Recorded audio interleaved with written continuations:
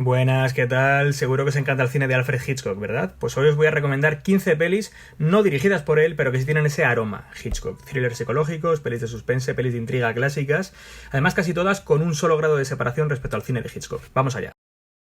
Empezamos por Charada, que está considerada unánimemente como la mejor peli de Alfred Hitchcock que nunca dirigió Alfred Hitchcock.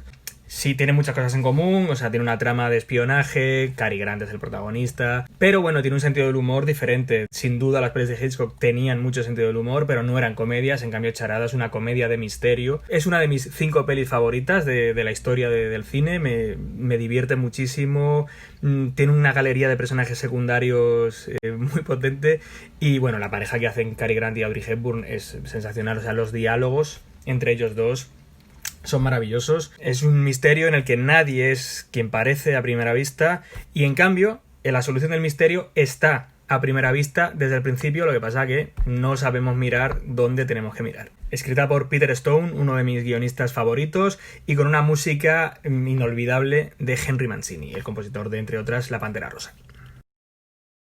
Testigo de cargo de Billy Wilder, que no contento con haber hecho una de las obras cumbre del cine negro y también la que probablemente sea la mejor comedia de la historia y la mejor comedia dramática de la historia, en opinión de muchos entre los que me encuentro, realiza también una de las mejores películas de intriga que se han hecho nunca y probablemente la mejor adaptación de una obra de Agatha Christie al cine. Charles Laughton interpreta al abogado Sir Wilfrid Roberts, ya había interpretado a un abogado en El proceso Paradigm de Hitchcock, una de las pelis más aburridas de Hitchcock. Y aquí hace el papel de su vida. O sea, es un abogado que está a estricta dieta de comida, de tabaco y de emociones, pero el caso que tiene que representar no se lo va a permitir. Agarraos que vienen curvas y no perdáis de vista a Marlene Dietrich. No sé cuantísimas veces la he visto, pero cada vez que veo el final de esta película me recorre un escalofrío por todo el cuerpo. Ya os hablé en otro vídeo de Las Diabólicas de Henri-Georges Clouzot, el llamado Hitchcock francés. Hoy os recomiendo El asesino vive en el 21. Y es una película hitchcockiana en su realización, pero no tanto en su argumento. Realmente es un whodunit, ese formato que tanto odiaba Alfred Hitchcock. La policía recibe un chivatazo de que un asesino en serie que aterroriza París vive en una pensión en el número 21 de la calle No me acuerdo. Un inspector de policía se infiltra dentro de la pensión haciéndose pasar por cura y allí conocerá a una galería bastante variopinta de personajes y posibles sospechosos. ¿Quién de ellos será el asesino? Pues la solución es bastante sorprendente. El Cabo del Terror, dirigida por J. Lee Thompson, recién salido de Los Cañones de Navarone, por la que fue nominada al Oscar a Mejor Director. Luego acabó su carrera dirigiendo pelis para Charles Bronson como Salchichas y dirigió las 2 últimas pelis de la saga del Planeta de los Simios, de la saga antigua, por lo que tiene todos mis respetos. Dirige en esta ocasión una película con unas cuantas conexiones hitchcockianas, para empezar el protagonismo de Gregory Peck y sin duda la música de Bernard Herrmann, icónica, mucho más explotada en el remake que realizó Scorsese, El Cabo del Miedo. Seguro que la habéis visto, El Cabo del Miedo es una película grandilocuente, pasada de vueltas, total, en el mejor sentido para mi gusto. El Cabo del Terror es la misma historia, sin estar pasada de vueltas, pero con un final realmente violento. O sea, tiene secuencias bastante desagradables que fueron censuradas aquí en España. Lo podéis ver al faltarle el doblaje. Las escenas más violentas de Robert Mitchum, que da auténtico miedo y que, bueno, se come con patatas al resto del reparto. Homicidio de William Castle es un exploitation descarado de psicosis nacida al albur del éxito de esta peli, pero no por ello deja de ser probablemente la mejor peli de su realizador, William Castle, más conocido por sus gimmicks o trucos publicitarios que por la calidad de sus películas. En esta ocasión el gimmick, ¿en qué consistía? En un contador de tiempo, 1 minuto, justo antes de desvelarse el final de la peli, que animaba a los espectadores más miedosos a abandonar la sala si no querían que les diera un patatús, ¿no? Vista con los ojos de hoy en día, pues el misterio, lo que pasa, a mitad de la peli es fácil de averiguar cuál es, pero que os animo a ver, porque os lo podéis pasar muy bien, muy divertida, muy loca. Sola en la oscuridad, dirigida por Terence Young, el director de las primeras pelis de James Bond, y protagonizada por Audrey Hepburn en el papel de una mujer invidente que es acosada por 3 desalmados que quieren encontrar una muñeca llena de heroína que ha ido a parar a su casa.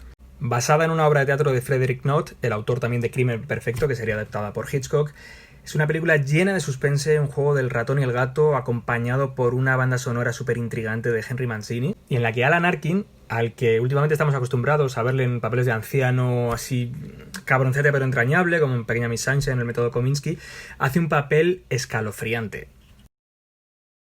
A 23 pasos de Baker Street, dirigida por Henry Hathaway, uno de los grandes directores de Hollywood, conocido sobre todo por su labor en westerns y películas de cine negro, dirige allí una intriga muy hitchcockiana que, a pesar de su título, nada tiene que ver con Sherlock Holmes, salvo que ocurre en Londres y que hay bastante niebla, lo que al protagonista le da un poco igual porque es ciego. Un novelista americano recientemente invidente, como en la peli anterior, escucha en un pub en Londres una conversación, un trozo de una conversación en la que parece que van a secuestrar a alguien, algo malo va a pasar, y él se obsesiona con encontrar esa voz y con encontrar a los culpables. Y es una peli de intriga muy interesante porque vemos todo el discurrir de la deducción, de las investigaciones, ¿no? Muchas veces estas pelis nos surtan un momento, ¿no?, de lucidez, el eureka del investigador, pero aquí vamos conociendo todos sus pasos, lo que la hace verdaderamente intrigante a la peli. Está bien que eso pase en una peli de intriga, ¿no? Está coprotagonizada por Vera Miles, la frustrada protagonista de Vértigo, que luego finalmente sí coprotagonizaría Psicosis para Alfred Hitchcock. Seguimos con americanos viviendo historias de suspense en la niebla de Londres con Un grito en la niebla. Protagonizada por Doris Day, la coprotagonista de El hombre que sabía demasiado, y con un plantel de secundarios hitchcockianos, John Gavin, que ese mismo año protagonizaría Psicosis, Anthony Dawson, John Williams, etc. Es la historia de una millonaria americana que de repente empieza a recibir amenazas y llamadas en su habitación, pero siempre cuando está sola. Entonces, la policía no termina de creer lo que está pasando y hay una serie de personajes alrededor que no es que sean sospechosos, pero hombre, si has visto algo de cine de intriga en tu vida, sabrás que entre ellos probablemente esté el culpable. Doris Day se metió tanto en el papel que se prometió a sí misma que nunca volvería a hacer un thriller porque realmente colapsó, o sea, sufrió muchísimo el acoso de su personaje. Venga, seguimos con americanos pasándolo mal en Londres. El rapto de Bunny Lake, dirigida por Otto Preminger, uno de los grandes. Si no habéis visto Laura, una de las joyas imprescindibles del cine negro, ya estáis tardando.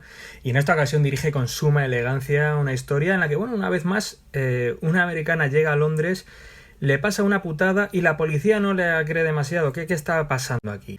La película comienza con unos preciosos títulos de crédito diseñados por Saul Bass, el autor de los míticos créditos de Vértigo, Psicosis, entre otras, y está protagonizada por Laurence Olivier, que ya protagonizó Rebecca para Hitchcock y que en esta ocasión interpreta al inspector de policía encargado del caso, y que me gusta a mí Laurence Olivier de mayor. O sea, ya cuando ya peinaba canas me encantan sus películas. La Huella, Drácula, Marathon Man, esta.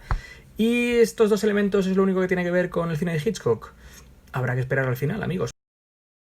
Y no abandonamos tierras británicas porque vamos con El sabor del miedo, una producción de Hammer Films que, tras encontrar un filón de oro con las adaptaciones de los clásicos del terror como Drácula o Frankenstein, encontraron otro pequeño filón con los bautizados por ellos mismos como Mini Hitchcocks. Thrillers psicológicos de bajo presupuesto, en blanco y negro casi todos ellos, historias familiares, muy pocos personajes, un poco tramposillas, pero muy divertidas. Esta fue la primera de ellas, El sabor del miedo, dirigida por Seth Holt y escrita por Jimmy Sangster, uno de los grandes guionistas de la compañía, que Christopher Lee decía que era la mejor película que nunca había hecho la Hammer.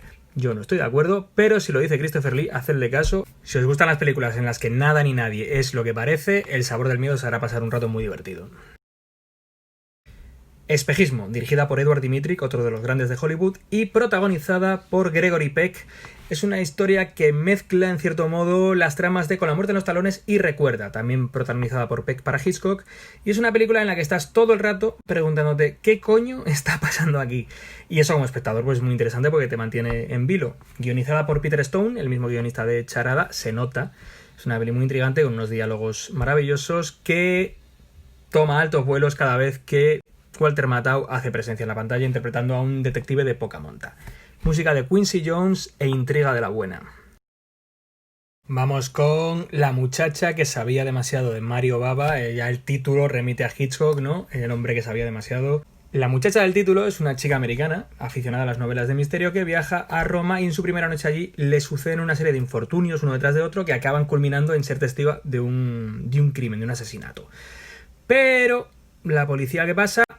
Que no se lo termina de tragar y con la ayuda de un pretendiente que le ha salido de repente, como no, estos italianos, aunque curiosamente la actriz que hace de americana es italiana y el actor que hace de italiano es americano, iniciarán las pesquisas que les llevarán a descubrir una trama de asesinatos de jóvenes muchachas. Este es oficialmente el primer giallo. ¿Qué es el giallo? Es un subgénero del cine italiano de películas.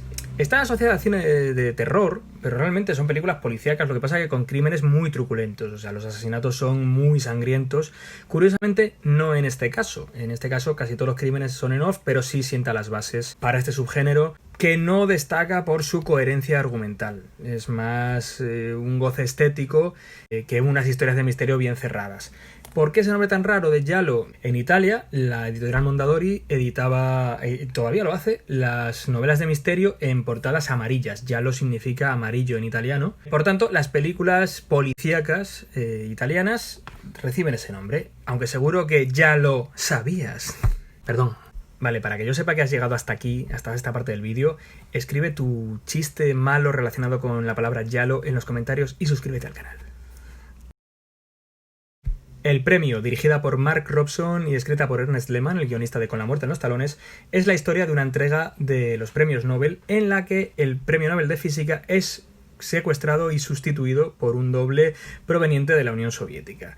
Pero el premio Nobel de Literatura, interpretado por Paul Newman en una de sus mejores interpretaciones, un tipo mujeriego y alcohólico, se huele que algo no funciona bien y decide investigar por su cuenta. ¿Qué pasa? Pues lo típico en estas películas que os estoy contando.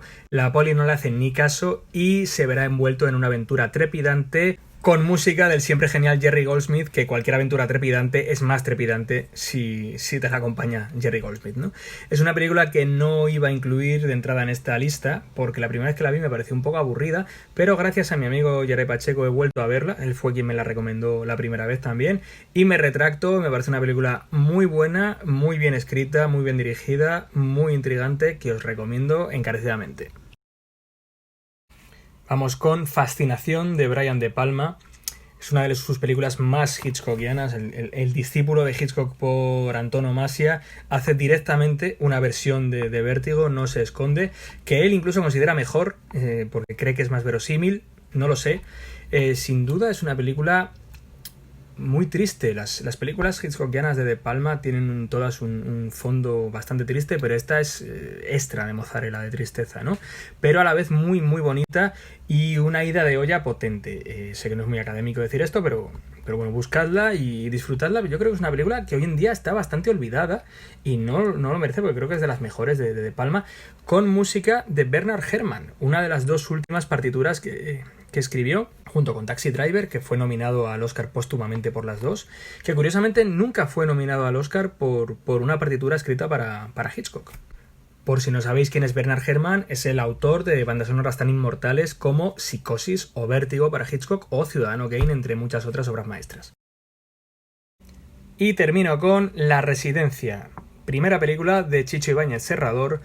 La película que siempre que alguien me dice recomiéndame una peli, digo La Residencia, o sea, luego ya, oye, ¿de qué tipo te apetece? Pero de primeras esta, nunca nadie se me ha quejado y no quiero contaros mucho, es una peli de terror que sirve como precuela de una película muy famosa de Alfred Hitchcock, que no os diré cuál es. No os la perdáis, no os digo nada más de La Residencia. Hasta aquí por hoy, ahí lleváis un buen surtido de buen cine. Espero que os gusten, si veis alguna ya me contaréis y hasta la próxima.